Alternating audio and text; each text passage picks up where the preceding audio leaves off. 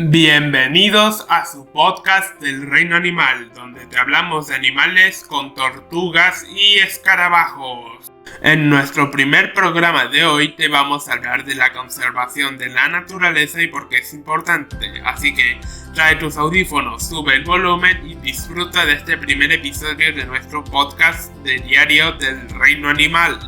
Primero, para entender lo que es la conservación, tenemos que entender lo opuesto y contrario, lo que es la extinción. El mejor ejemplo para entender la extinción fue el de los dinosaurios, que desaparecieron en el periodo mesozoico a finales de este y en el Cretácico tardío. Los dinosaurios no avianos, y sí, las aves son dinosaurios y aún siguen vivos, fueron los que desaparecieron a finales del periodo Cretácico debido al impacto de un asteroide en la península de Yucatán. Son los dinosaurios el mejor ejemplo de extinción natural, la que no es causada por el hombre y que es un proceso que ha ocurrido varias veces a lo largo de la historia del planeta Tierra.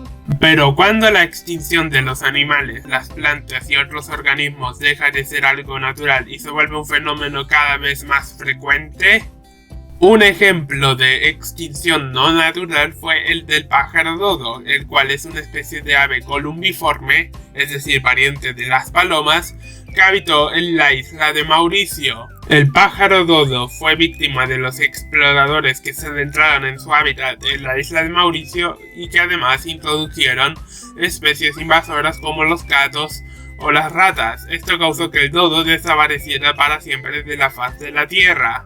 Esta extinción fue en 1662. Podríamos estar hablando de muchos otros ejemplos de extinciones no naturales, como lo son el tigre del Caspio, la vaca marina de Steller o el pato de la isla de Labrador. Pero nos extenderíamos mucho y esto haría el podcast algo aburrido, así que lo dejaremos hasta aquí y lo retomaremos más adelante. Por ahora, enfoquémonos en lo que es la conservación de la naturaleza y por qué instituciones está liderada. Entonces, como pregunta la tenemos así: ¿debemos realmente preservar nuestros recursos naturales, animales y vegetales, sabiendo que son efímeros? Y con efímeros nos referimos a que las especies solo duran 2 millones de años y si no se extinguen, evolucionan y cambian su aspecto. Entonces, para responder de forma correcta a esta pregunta, se fundó en 1948, día 5 de octubre, la Unión Internacional para la Conservación de la Naturaleza, o UICN, o UINS. La Unión Internacional para la Conservación de la Naturaleza es mejor conocida por su lista roja de especies en peligro de extinción, que abarca casi todos los animales y plantas del mundo, incluyendo a los hongos y algas marinas. Dentro de la misma Unión Internacional para la Conservación de la Naturaleza se encuentra la lista roja de especies en peligro de extinción, o lista roja. Su misión es evaluar los estados de conservación de las especies, subespecies, subvariedades, variedades y subpoblaciones alrededor del mundo y asignarlas a una categoría de conservación. A estas categorías se les llama estados de conservación. Y los estados de conservación van desde extinto hasta preocupación menor. A continuación procederemos a detallar cada uno de ellos. Empezamos por la categoría de extinto, y es la categoría más lamentable en la que una especie se podría considerar, ya que todos los ejemplares de esta misma especie han muerto para siempre. Una especie de animal se considera extinta para siempre cuando todos sus ejemplares, sea que vivieron en cautiverio o vivieron en libertad, fallecen y no hay forma de recuperar esa población. Un ejemplo de especie extinta es el tigre de Tasmania, el cual era un marsupial de espectro caniforme. Se sabe que de este animal el último ejemplar murió en cautiverio en Tasmania. Ya para ese entonces todos sus ejemplares desaparecieron por completo de la faz de la Tierra. Luego de la categoría de extinto está la categoría de extinto en libertad. Una especie se considera extinta en libertad cuando todos los ejemplares que antaño vivían en la naturaleza desaparecen, pero que sobreviven los ejemplares en cautiverio o bajo cuidado humano. Un ejemplo de esto podría ser el guacamayo de Spix, Siamnosyte spixi, la cual inspiró a la película Río y que hoy sobrevive gracias a los zoológicos y centros de conservación. Se tiene la esperanza de que las especies extintas en libertad puedan repoblarse en cautiverio y así poder volver a la naturaleza y por repoblar la especie en estado silvestre. Después de la categoría de extinto en libertad viene la categoría de en peligro crítico de extinción. Acá se encuentran a todas las especies de animales y plantas cuya población es muy baja y están a punto de desaparecer para siempre de la naturaleza. Por lo general las especies aquí tienen números de 30, 100 o 20 ejemplares. Un ejemplo de especie en peligro crítico de extinción es la vaquita marina, que es una especie de cetáceo y la más pequeña del mundo, ya que su población tiene al menos 20 ejemplares o menos. Las especies en peligro crítico de extinción son las que más prioridad tienen y por ende hay que protegerlas a toda costa de la extinción, ya que sus números son muy bajos y están a punto de desaparecer para siempre de la naturaleza. Después de la categoría de en peligro crítico de extinción está otro peldaño que es más seguro, entre comillas, que es la categoría de en peligro de extinción. Una especie en peligro de extinción se diferencia de las especies en peligro crítico porque tienen una población en cautiverio que es superior a la que tienen en libertad.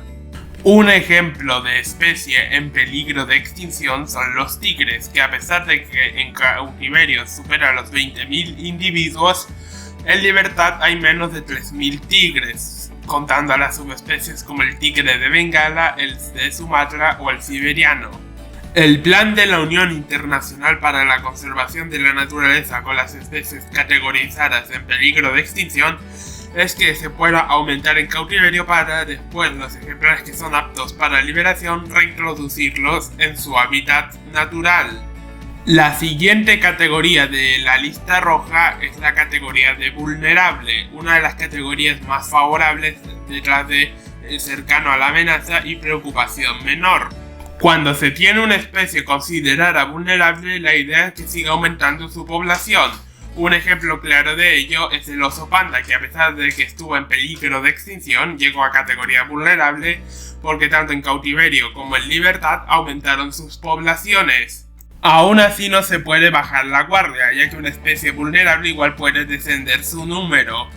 Después de las categorías de peligro de extinción y extintas vienen las categorías favorables, que son cercano a la amenaza o Near Threatened por sus siglas en inglés y preocupación menor o Less Concern por sus siglas en inglés también.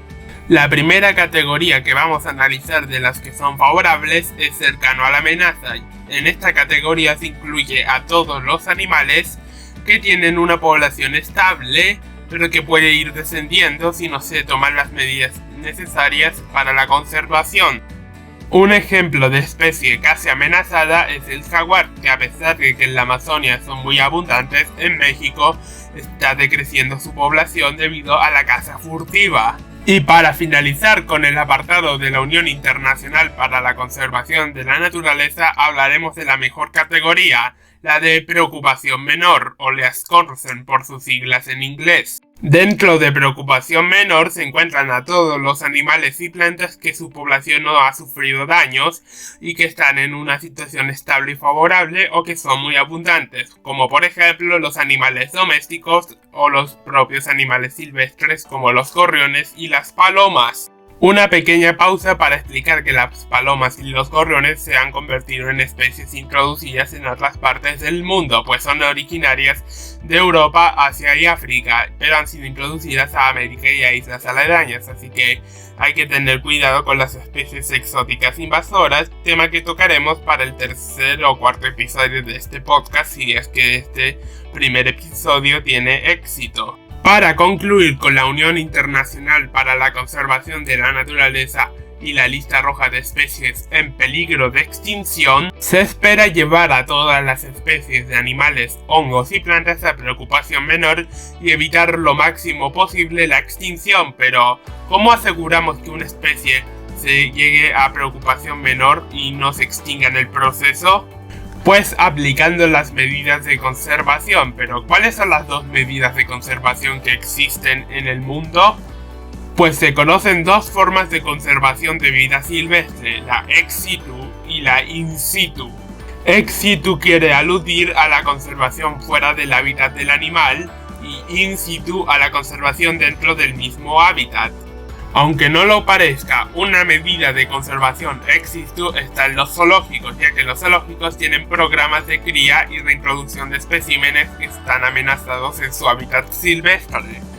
También encontramos otra medida de conservación ex situ en los acuarios, donde se rehabilitan a los animales marinos y se crían con el fin de repoblar las poblaciones marinas silvestres que han sido amenazadas y perjudicadas por la contaminación y la pesca excesiva.